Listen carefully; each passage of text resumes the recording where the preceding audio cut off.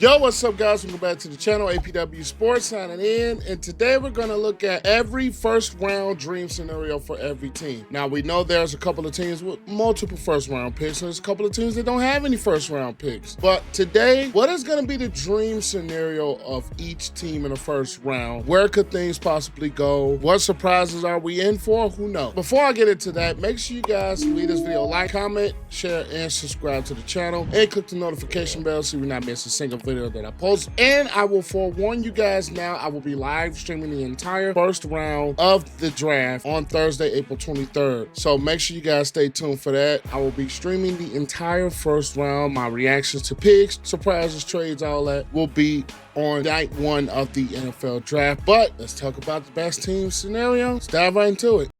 Today's video was being brought to you by SeatGeek. Yes, football season is over, but you still have the NBA season. You still have baseball right around the corner, concerts, comedy shows. SeatGeek is your place to get your tickets. Now, let's just say I want to go to an upcoming Chicago Bulls game, me being from Chicago, and I'm going to go to that Bulls game. I'm going to select 2 tickets, and the green means good seats and good deals. The red means bad deals, and the tickets are graded on a scale of 1 through 10. And if you want to get your tickets to go to anything today, and make sure you click the link in the description and use code APW Sports for 10% at checkout. Once again, click the link in the description to save yourself 10% at checkout with SeatGeek. Now, let's get back to the video. Now, as we have here, every team's dream scenario in the first round of 2026 NFL Draft. We're going to start off the AFC East. The Buffalo Bills, a mid-round on edge rusher, leaves a few options for the Patriots at the first round, and also leaves the Bills a choice of wide receivers not named Jordan Tyson and Carnell Tate. I think their dream first round would be to get them a wide receiver. Opposite DJ Moore, I love me some Khalil Shakir. I love the things that he can do, but I still think that is a position of need. I think edge rusher for the Bills is also a position of need, but I can see that as well. Miami Dolphins, no cornerback goes in the top 10, giving them their choice between Monsieur Delane and Jamar McCoy. They have a better secondary to compete with the Bills and Patriots. They circle back at number 30 and find that wide receiver. That could work as well. Dolphins are in a state of rebuild, but at the same token, they do need to get weapons to surround Malik Willis. If you really believe in him to be the quarterback of the next couple of seasons, you gotta get some weapons around him. I believe you have to. We're trading Jaylon Waddle and also getting rid of Tyreek Hill, which I think he's probably not gonna play much this season. Whatever team he signs with or will stay there. Getting more help around Malik Willis is a big. New England Patriots, a run on receivers keeps Buffalo from upgrading the weaponry around Josh Allen, like Kendrick Folk or TJ Parker, who slide all the way to 31. They joined the pursuit of the Bills quarterback as part of the Patriots' plan for the AFC East supremacy. That's interesting. I think that can be your help. If the Bills aren't able to get a receiver that can keep the Patriots offense in the hang a little bit, I still think a dream scenario for them is probably trading that pick for AJ Brown. I think that may be a dream scenario, but a lot of that is probably not going to happen until post June 1 for salary cap reasons. A dream scenario will probably be getting AJ Brown as in trade. Could it happen on draft night? Hey, he got traded on draft night before, so hey, can't leave out that realm of possibility. New York Jets, someone calls them after the Raiders take Fernando Mendoza to add to their impressive stockpile of draft picks. They wind up getting 2 difference makers with their first round picks, but they have even more draft capital for 2027 to show. That could be a big time scenario. The Jets, this is a team that needs a ton. And Aaron Glenn has gotten thrown into a very, very, very, very, very, very, very, very, very bad situation, as I don't think he's probably going to make it out of this season. And it sucks to say, but this Jets team, they need a quarterback. And I wouldn't be surprised if Ty Simpson would be the one they draft. They need a lot. So to stockpile draft picks to continue to build the roster, I think is the best way to go. If you don't believe, or if you believe that you can get yourself a haul for that number 2 pick. But it's just interesting to see what teams will actually trade up to number 2 to get. So interesting call, but I can agree with that. AFC North, Baltimore Ravens, AFC North rival Pittsburgh takes a swing and miss at a quarterback while they reinforce their trenches, landing either Vega Leon or for the offensive line or Peter Woods on the defensive line. And I think they more likely get more offensive line help. I think their defense is not necessarily the worst. And I think a lot of that had to do with last year. They had a ton of injuries. So I could see that being a thing for them. Get themselves better on the defensive side of the ball or on the offensive side of the ball in the trenches. I think that would be a good help. Maybe with losing Tyler Lindenbaugh, I think there's a bigger need for the interior. So maybe so. Cincinnati Bengals, everyone focused on positional value picking the first 9 picks, leaving our number 1 prospect, Caleb Downs, for the taking. Landing the Buckeye will be a dream scenario for a defense that is in desperate need of a young star to build around, and I can absolutely agree with this. And no, I am not just saying that because of my Buckeye fandom or Buckeye fan bias. He's a potential player that this team really needs in the back end of their defense, which is probably one of the worst that we've seen defending the pass, especially late in games, especially that I witnessed it firsthand in late game situations against the Bears. They really need some back end help in that secondary. And I think Caleb Downs, with the potential of the player that he has to be, how versatile he is, how intelligent he is as a football player, will be a big boost for that Cincinnati Bengals defense and have that potential cornerstone piece of your defense to build around. So that is dream scenario, I think, really does.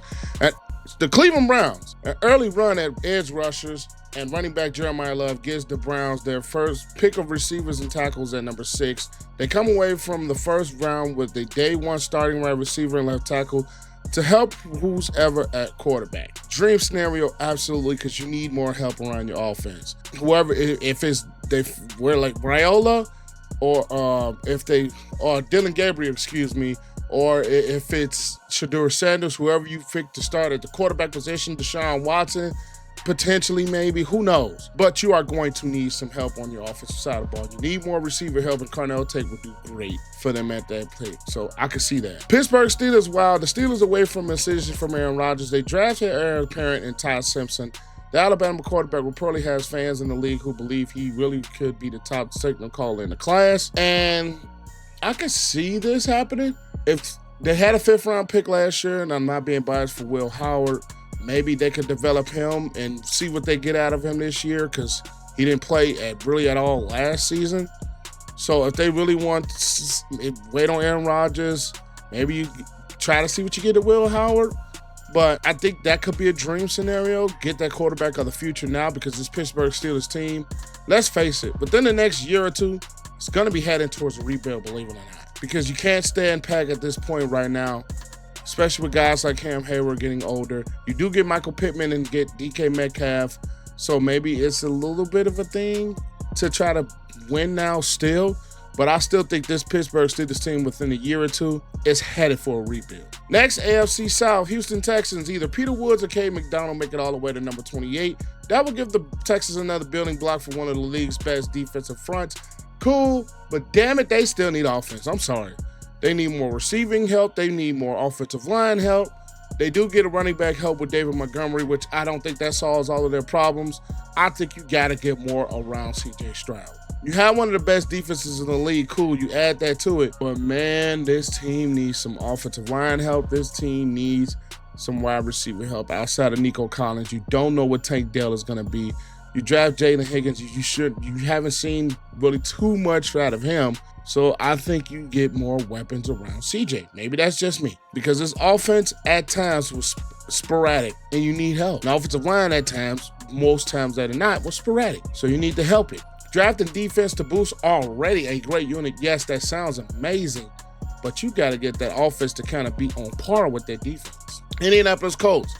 The Colts will love to see the rest of the league cool on a fairly deep collection of pass rushing specialists.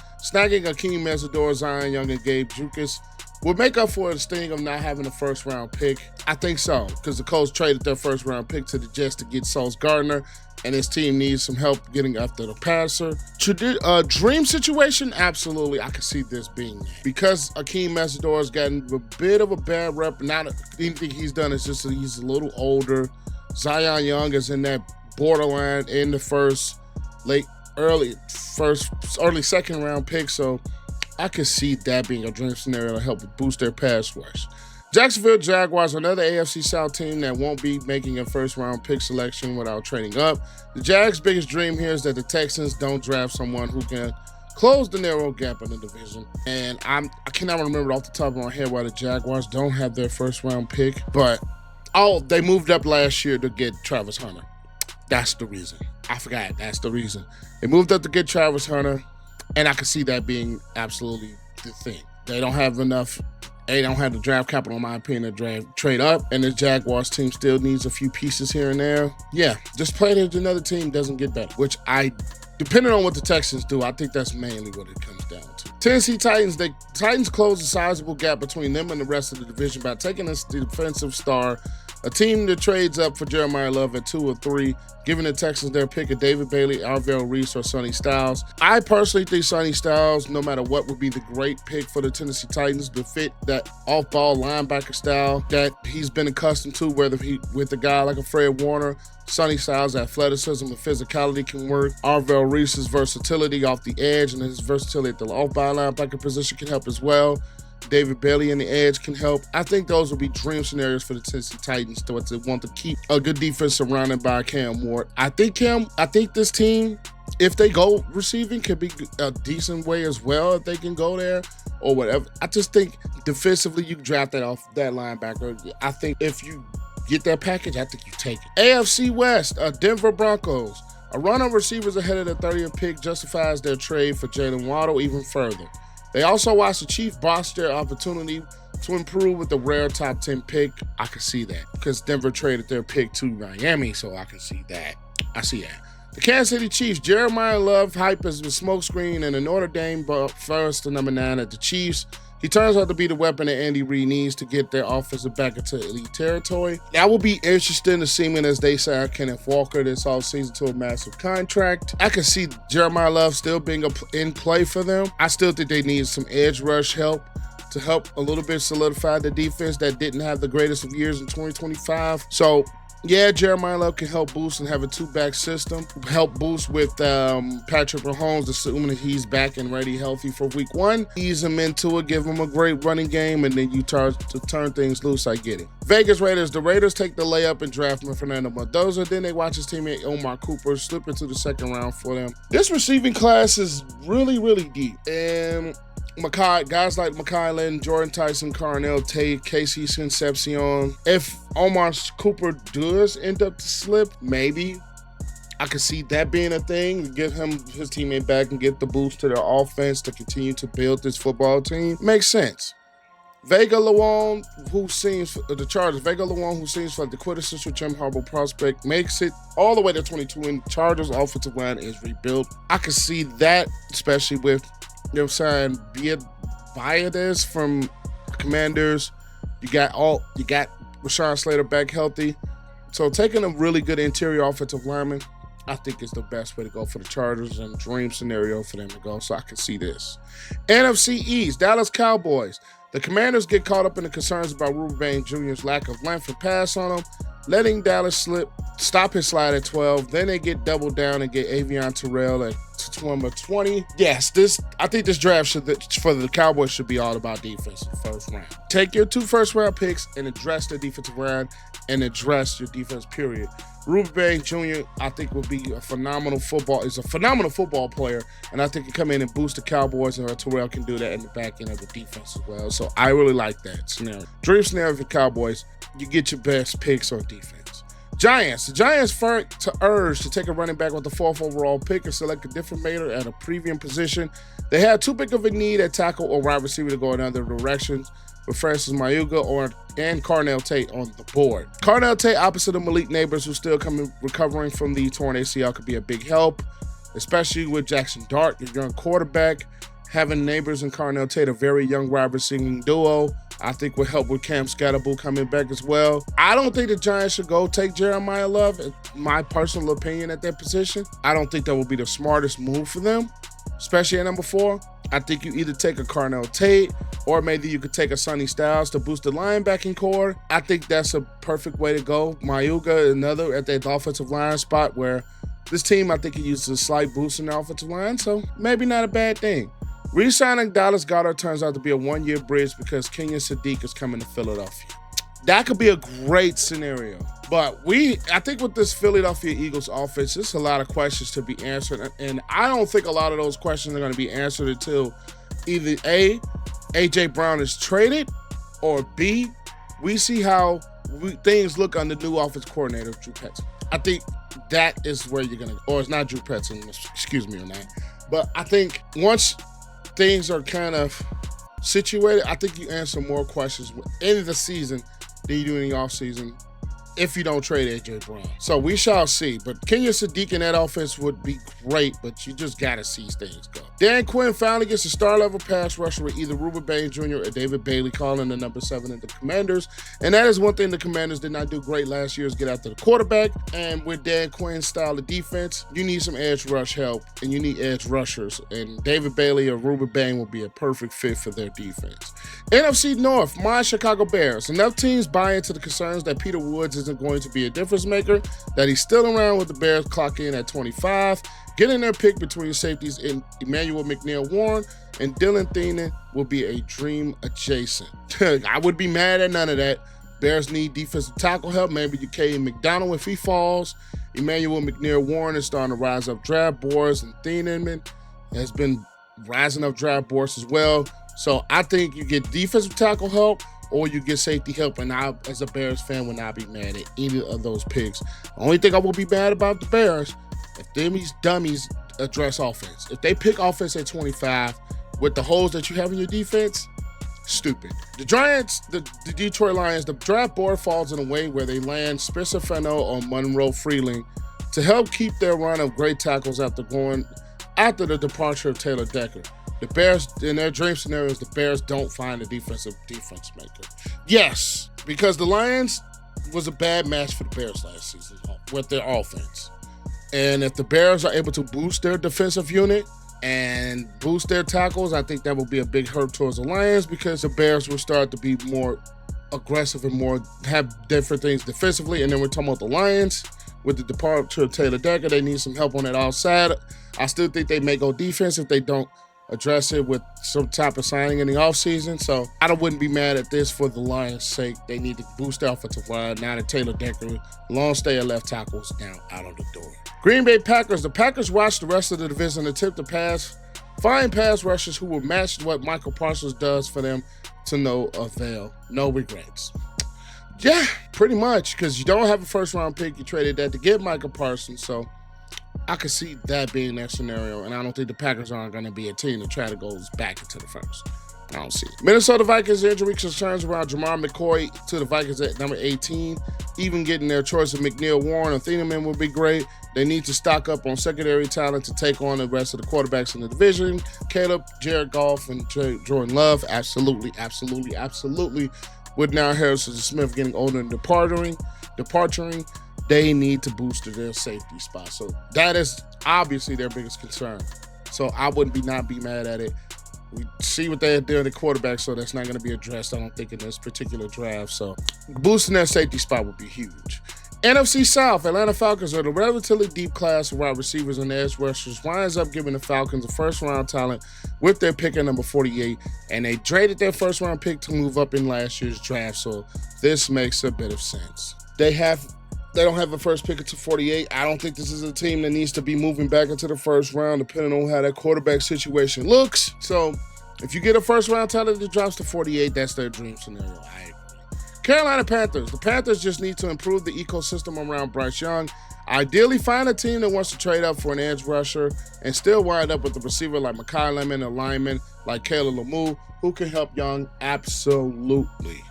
Help continue to, because Bryce Young, I think, I've always said he had potential, but I thought that C.J. Stroud-Center was higher in that draft. But it's just the Panthers haven't really surrounded him by much. Tech McMillan was a huge boost to the offense. I like that for them to get a really good wide receiver or maybe boost that offensive line. Continue to have this offense built around Bryce Young. And he had a really good season last year. It was a little bit inconsistent at times, but when he was hot, he was hot. So I would agree. New Orleans, it's easy. It would be a dream come true if the Saints can land one of the top edge rushers to replace Cam Jordan at number 8. They land Ruben Bain Jr. Yeah, I still think the Saints team could use another receiver, and that's my personal opinion. They could use another receiver to surround Tyler Shaw, but I wouldn't be mad if they get them an edge rusher to help boost more of their defense, especially if Cam Jordan is not coming back. We still haven't figured out a word of what's that's going to happen yet, so I can really see that. Bucks. Positional value drives Sonny Styles down the board and right to the bucket slot. They get a sideline defender to as their direct heir to Levante David's role after his retirement. And I would not agree more than this. This is a big dream scenario. I still think they can use some pass rush help, and I think they could really take a pass rush. Sonny Styles and his versatility as physicality in the defense. You lose Devin White and you lose Levante David over the past couple of years. So having the Sonny Styles at that linebacker position, yeah, direct hair. I wouldn't be mad at it. NFC West, Arizona Cardinals falls. A team falls in love with Jeremiah Love, David Bailey, or Arvell Reese enough to trade up with the Cardinals. They load up on 2027 draft capital for a quarterback and still land a difference maker in the top 10. I can agree with this because the Cardinals, I don't think the quarterback situation is going to be solved this season. I think they go into the season with Jacoby Brissett at the bridge. I think that's what they're going to do. Unless they surprise us and move up and take Ty Simpson, which I think the Jets can still take him if the Jets have that second first-round pick. I think the Jets can still take him.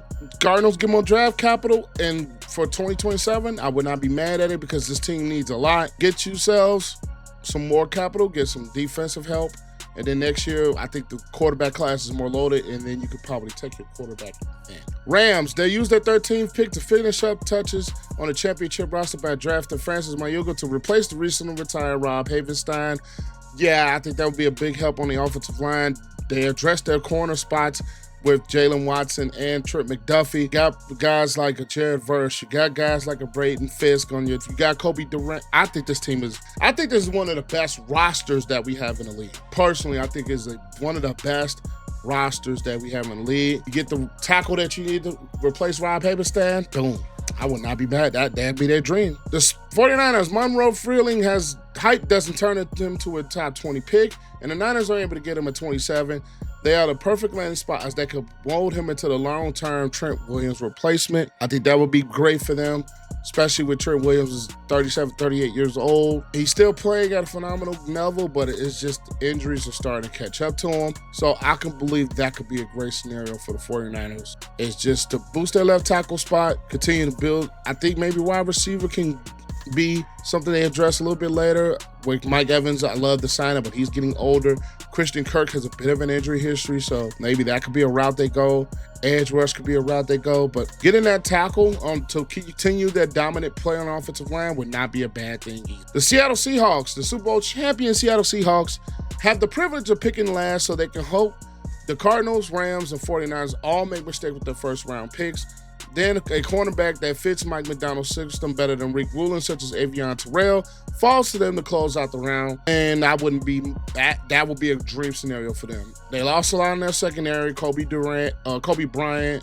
They lost Rick Woolen. And I think that would be a good fit for them. Maybe, I don't think running back will be a first round thing. They probably may address that later. Ideally, yeah, continue to get things for your defense. They lost a lot. And continue to keep that strong. While Sam Darnold's on a little bit of a cheaper contract, you just extended JSN and you keep Cooper Kupp. So yes, getting another corner, a corner that fits the system, that's a great thing. But that's all I have. Make sure you guys leave video, like, comment, share, subscribe, all the good stuff. And a reminder that I will be live streaming the first round of this year's NFL Draft, April 23rd, Thursday, 7 o'clock Central Standard Time. I will see you guys then. And I also have more videos coming. Love you guys. APW Sports signing out.